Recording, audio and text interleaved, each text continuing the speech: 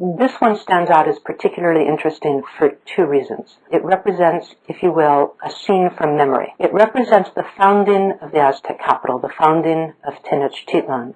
By the time it was painted in 1545 or so, the Aztec capital no longer stood. It had been largely devastated by the War of Conquest and was under reconstruction to become a Spanish city, the capital of the colony of New Spain, Mexico City. So this painting represents a memory that the man who created this would not have had himself. He wouldn't have been alive when Tenochtitlan was founded in 1325, but he would have remembered stories about its founding and the mythic events that were important at that time.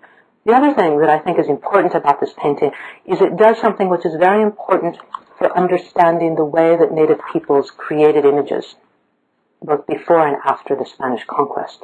And that is, it combines both geography, Mexico City, with a notion of time, the calendrical glyphs that you see around the outside. So this relationship between time and event and space, it's a conflation or a juxtaposition that is very characteristic of representations that were made both before and after the Spanish conquest.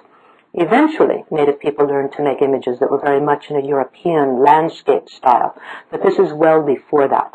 So it represents an interesting moment of transition when fully pre-Hispanic ways are still remembered, but starting to be shaped by things that were introduced from Europe. The painting was made as part of a large encyclopedia of Aztec history that was initially commissioned by the first Viceroy of Mexico as a gift to the King of Spain, and initially the painting was prepared as the front page. This is the front painting for that book. The book was finished and sent from Mexico City to the coast of Veracruz, and after that loaded on ship to be sent to Spain. However, the King of Spain never saw this painting. In fact, he never received the gift that the Viceroy had sent for him. It was instead stolen by pirates and taken to France, where it became part of an important French collection, and then later moved to England, where it became a part of an English collection. And today the document, the whole Codex Mendoza, the book itself with this painting, resides in Oxford in the Bodleian Library.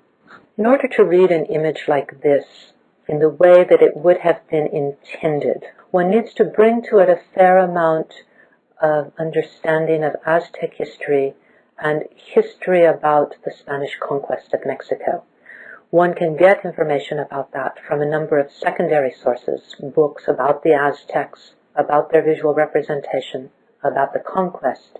There are also a number of other primary sources, documents that were written at the time that explain what happened. Obviously, all of these are biased in particular ways, but one could choose to read, for instance, the Spanish writing that initially accompanied this painting in the Codex Mendoza in order to begin to piece together the meaning of the images. One could also read conquest accounts written by people who had been eyewitnesses to the Spanish conquest.